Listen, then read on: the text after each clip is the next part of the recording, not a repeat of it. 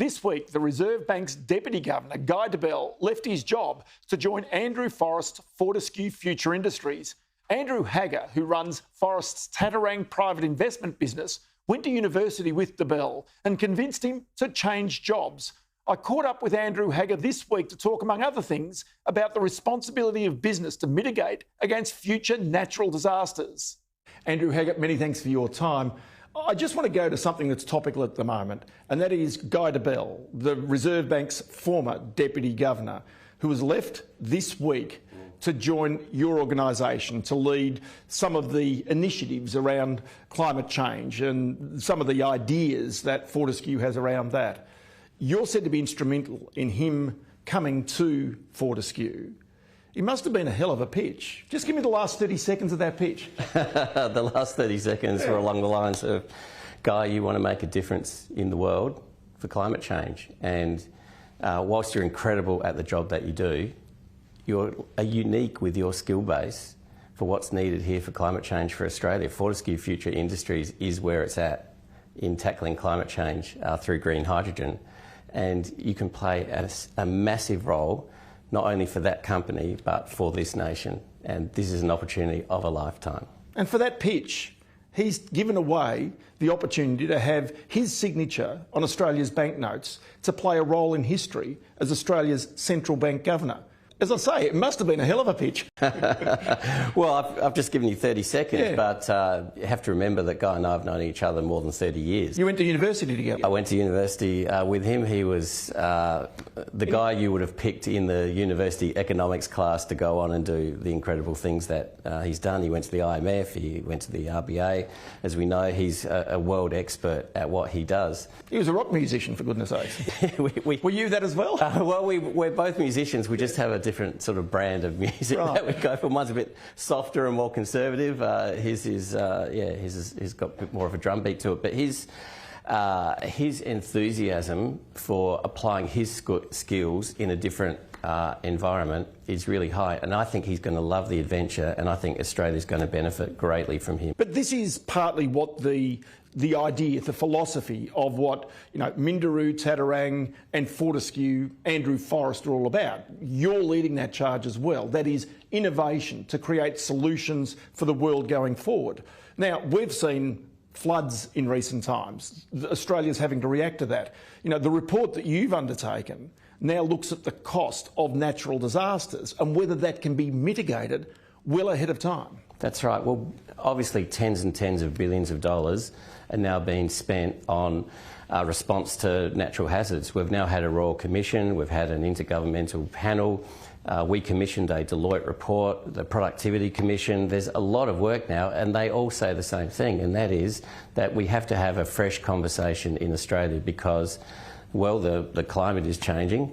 The needs of communities are to become more resilient because these 1 in 100-year events keep turning up, and we can no longer think of them as 1 in 100-year events. Does it make you stop and think that while the nation is right now fixated on the impact of floods, damaging, earth-shattering they are for many of the businesses and the communities and the people who have been involved, the people aren't now thinking for 2-3 years' time when there'll be terrible bushfires in Australia? Because that's the cycle that's taking place. Well, one of my friends was involved with the RFS in tackling fires in exactly the same area that we've now been tackling floods. And my heart goes out to those communities. It's just heartbreaking to look at what they're going through. And of course, for them, the first thing they have to do is we've all got to come together to respond and help them recover. And that's obviously where the focus is right now in those communities. But if we step back and look across Australia, fires and floods have been with us now for some time. They've accelerated in their volume, and all the studies say we've got to have this fresh conversation. Business and government have to come together with communities and work with communities for community solutions to make us more resilient. Okay, but whose job is it to do that? Is that the government's job to basically sort of try and implement the mitigation to try and circumvent future catastrophes? Or is it up to business to actually try and find solutions that will help the mitigation? Well, of course, the power is when both come together, and that's what we've got to see happen. And governments, it's easier for governments to spend money on response than it is on resilience, because when you're if you're Josh Frydenberg or a state government treasurer and you're looking at various priorities going into a budget, to put money into resilience for a future event that may or may not happen, that often gets crowded out in the budget. That's why we've only got 3% of costs, that the money that's spent, only 3% is spent on resilience, 97% is spent on response and recovery. Now we need to flip that around, because if we spent more money on resilience, then when these disasters happen, they wouldn't have the catastrophic impacts that they're having, and that money would be so far better spent. Same with business. I come from a corporate background. When you're sitting down working out what to spend next quarter and next year, you've got all these priorities in front of you. Again, you can get crowded out by, well, maybe a flood or a fire will happen, but maybe it won't. So I'll take that risk and I'll spend money elsewhere.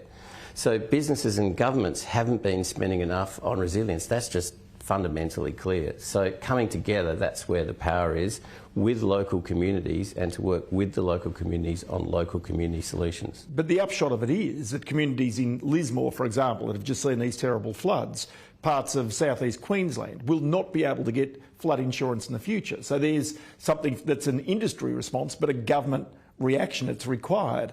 There's also places clearly that were devastated by bushfire. Perhaps the Blue Mountains would be a classic example where, again, they will be really struggling to get insurance. So it's hard to create a business if you can't get insurance, if banks are worried about the risk of disaster in the future.